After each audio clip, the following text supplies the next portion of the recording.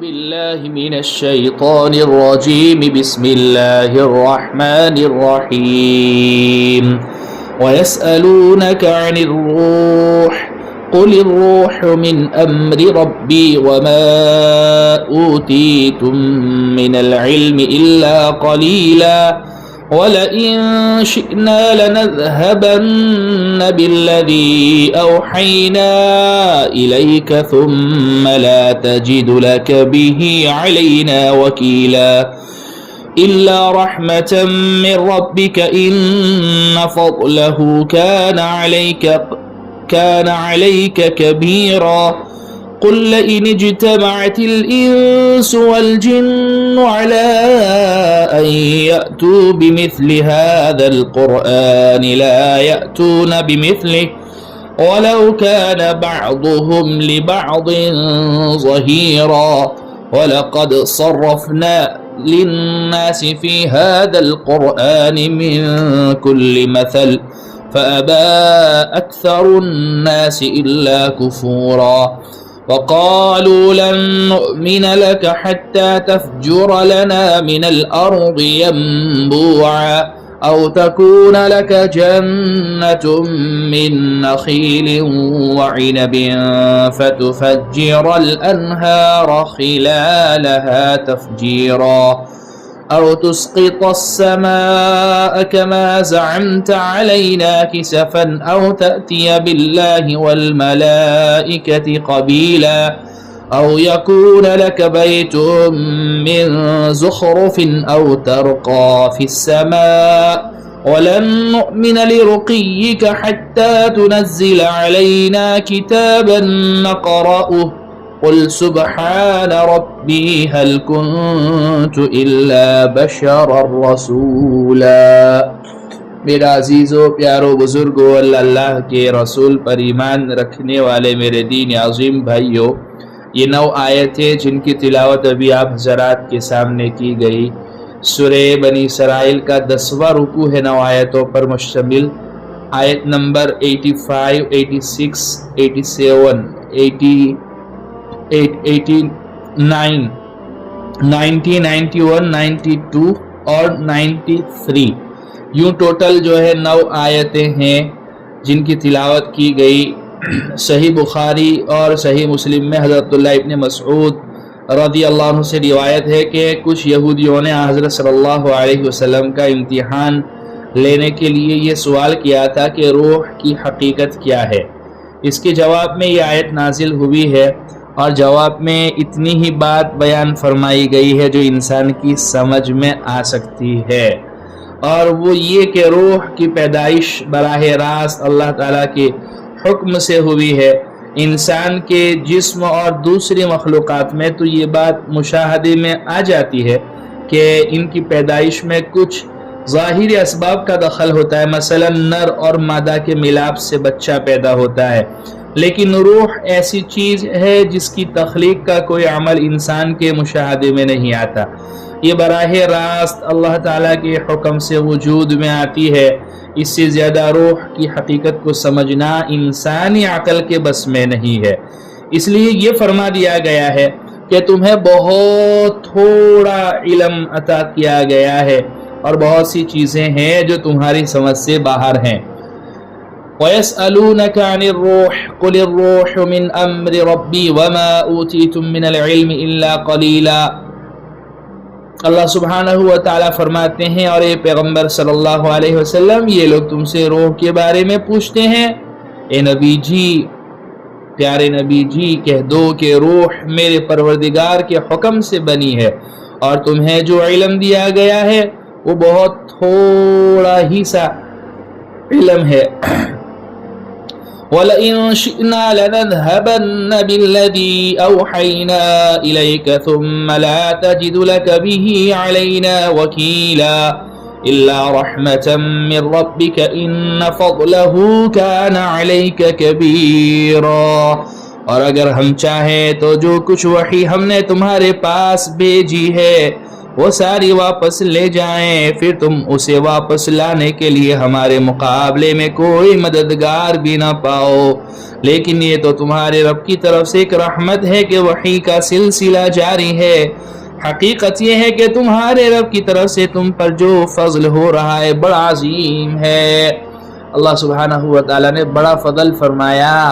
کہ راستے بھی بتلائے، صحیح کیا ہے، غلط کیا ہے، سیدھا راستہ کیا ہے، الٹا راستہ کون سا ہے، اور کم و بیش 1,24,000 25,000 یا جتنے بھی اللہ سبحانہ و تعالیٰ نے اپنے برگزیدہ پیغمبروں کو، نبیوں کو، رسولوں کو دنیا میں بھیجا انسانوں کی رشد و ہدایت کے لیے، اللہ کا کتنا بڑا فضل، اور آسمانی کتابیں بھی انسانوں کو سمجھانے کے لیے پھر اللہ سبحانہ و تعالیٰ نے وحی کے ذریعے اتاری۔ اللہ اسی کو فرما رہے ہیں۔ آگے اللہ فرماتے ہیں قُلْ لَئِنِ اجْتَمَعَتِ الْإِنسُ وَالْجِنُّ عَلَىٰ أَن يَأْتُوا بِمِثْلِ هَذَا الْقُرْآنِ لَا يَأْتُونَ بِمِثْلِهِ وَلَوْ كَانَ بَعْضُهُمْ لِبَعْضٍ ظَهِيرًا۔ اس بات کو بیان فرمانے کے بعد کہ اگر ہم چاہیں تو جو کچھ وحی ہم نے تمہارے پاس بھیجی ہے وہ ساری کی ساری واپس لے جائیں، اور پھر تم اس کو واپس لانے کے لیے ہمارے مقابلے میں کوئی مددگار بھی نہ پاؤ۔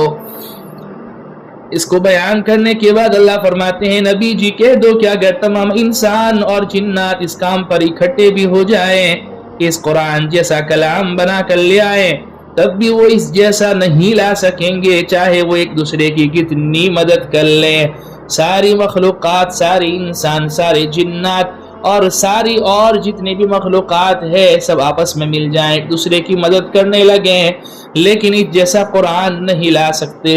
اس جیسا قرآن تو کیا لاتے، ایک چھوٹی سی سورت نہیں لا سکتے، 10 سورتیں نہیں لا سکتے، ایک چھوٹی آیت بھی نہیں لا سکتے، 10 آیتیں بھی نہیں لا سکتے۔ قل هو اللہ احد جیسی مختصر سی سورت بھی نہیں لا سکتے۔ وَلَقَدْ صَرَّفْنَا لِلنَّاسِ فِي هَذَا الْقُرْآنِ مِنْ كُلِّ مَثَلٍ فَأَبَى أَكْثَرُ النَّاسِ إِلَّا كُفُورًا۔ اور ہم نے انسانوں کی بھلائی کے لیے اس قرآن میں ہر قسم کی حکمت کی باتیں طرح طرح سے بیان کی ہیں، پھر بھی اکثر لوگ انکار کے سوا کسی اور بات پر راضی نہیں ہے۔ اللہ سبحانہ و تعالیٰ نے انسانوں کی بھلائی کے لیے اس قرآن میں ہر طرح کی حکمت کی باتیں، ہر قسم کی حکمت کی باتیں طرح طرح سے بیان کی ہے، لیکن پھر بھی اکثر لوگ ہے جو ان سے ہدایت لینے کے بجائے جو ہے ان کی نافرمانی میں، ان کی سرکشی میں، ان کی عناد میں،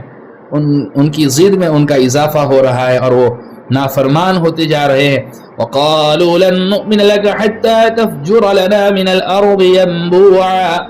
اور کہتے ہیں کہ ہم تم پر اس وقت تک ایمان نہیں لائیں گے جب تک تم زمین کو فار کر ہمارے لیے ایک چشمہ نہ نکال دو۔ او تکون لک جنت من نخیل وعنب فتفجر الانہار خلالها تفجیرا، یا پھر تمہارے لیے کھجوروں اور انگوروں کا ایک باغ پیدا ہو جائے اور تم اس کے بیچ بیچ میں زمین کو فار کر نہریں جاری کر دو۔ او تسقط السماء كما زعمت علينا كسفا او تأتي بالله والملائكة قبيلا، یا جیسے تم دعوے کرتے ہو آسمان کے ٹکڑے ٹکڑے کر کے اسے ہم پر گرا دو، یا پھر اللہ کو اور فرشتوں کو ہمارے آمنے سامنے لے آؤ۔ او يكون لك بيت من زخرف او ترقى في السماء وَلَن نُؤْمِنَ لِرُقِيِّكَ حَتَّى تُنَزِّلَ عَلَيْنَا كِتَابًا نَقْرَؤُهُ قُلْ سُبْحَانَ رَبِّي هَلْ كُنْتُ إِلَّا بَشَرًا رَسُولًا، یا پھر تمہارے لیے ایک سونے کا گھر پیدا ہو جائے، یا تم آسمان پر چڑھ جاؤ، اور ہم تمہارے چڑھنے کو بھی اس وقت تک نہیں مانیں گے جب تک تم ہم پر ایسی وحی نازل نہ کر دو جسے ہم پڑھ سکے۔ اے پیغمبر صلی اللہ علیہ وسلم کہہ دو کہ سبحان اللہ، میں تو ایک بشر ہوں جسے پیغمبر بنا کر بھیجا گیا ہے، اس سے زیادہ کچھ نہیں۔ دیکھیں آیت نمبر 89 سے 92 تک مشرکین مکہ کے وہ مطالبات بیان فرمائے گئے ہیں جو وہ محض ضد کی بنا پر حضرت صلی اللہ علیہ وسلم سے کیا کرتے تھے. آپ کے متعدد معجزات ان پر ظاہر ہو چکے تھے لیکن وہ پھر بھی نت نئی فرمائشوں سے باز نہیں آتے تھے. آپ صلی اللہ علیہ وسلم کو ان ساری فرمائشوں کا یہ مختصر جواب دینے کی تلقین فرمائی گئی ہے کہ میں تو خدا نہیں ہوں کہ یہ سارے کام میرے اختیار میں ہوں. میں تو ایک انسان ہوں, بشر ہوں. البتہ اللہ تعالیٰ نے مجھے پیغمبر بنا کر بھیجا ہے. لہذا اللہ تعالیٰ نے اپنی حکمت کے تحت جو معجزات مجھے عطا فرما دیے ہیں ان سے زیادہ اپنے اختیار سے میں کوئی معجزہ نہیں دکھا سکتا. اور بھی اس کی جو متعدد وجوہات ہے, من پسندیدہ اختیاری معجزات نہ دکھانے کی, وہ آپ لوگوں کے سامنے اس سے پہلے آ چکی ہے کہ صالح علیہ السلام کی ناقہ اونٹنی ان کے معجزات پر, ان کے مطالبات پر اللہ سبحانہ و تعالیٰ نے ظاہر کی تھی لیکن انہوں نے نافرمانی کی. اللہ نے پوری قوم کو ہلاک کر دیا کہ فرمائشی معجزات سامنے آنے کے بعد اگر کوئی قوم نہیں مانتی ہے تو اللہ کی سنت اور طریقہ یہ ہے کہ ان کو جو ہے نا پھر بعد میں ہلاک کر دیا جاتا. تو یہ ایک گناہ ان کے لیے رحمت ہے کہ فرمائشی معجزات اللہ سبحانہ و تعالیٰ نہیں دکھلاتے. البتہ جو ہے ہر نبی کو اللہ نے کچھ نہ کچھ معجزے دیے جو انہوں نے اپنی قوم کو دکھلائے, جو اس بات کی علامت تھی کہ یہ اللہ سبحانہ و تعالیٰ کے پیغمبر ہے, سچے رسول ہے. اللہ کے نبی علیہ السلام کے ہاتھوں بھی کئی سارے معجزات ظاہر ہوئے لیکن جنہیں ماننا تھا انہوں نے مان لیا. باقی یہ کہ جنہیں نہیں ماننا تھا وہ تو جو ہے جیسے ابو جہل وغیرہ,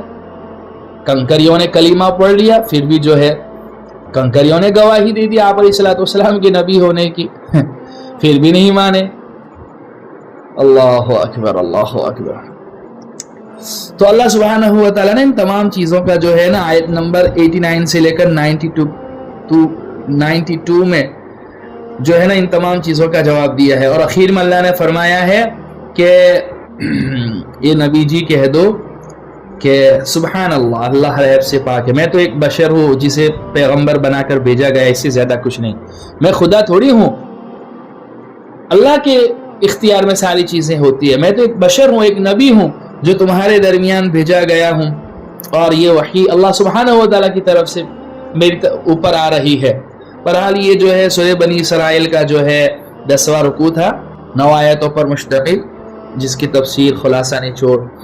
آپ لوگوں کے سامنے رکھا. اللہ ہمارے اس مبارک سلسلے کو قبول فرماوے, نجات بخشش کا ذریعہ بناوے, کہنے سننے سے زیادہ عمل کی توفیق عطا فرماوے. وآخر دعوانا الحمدللہ.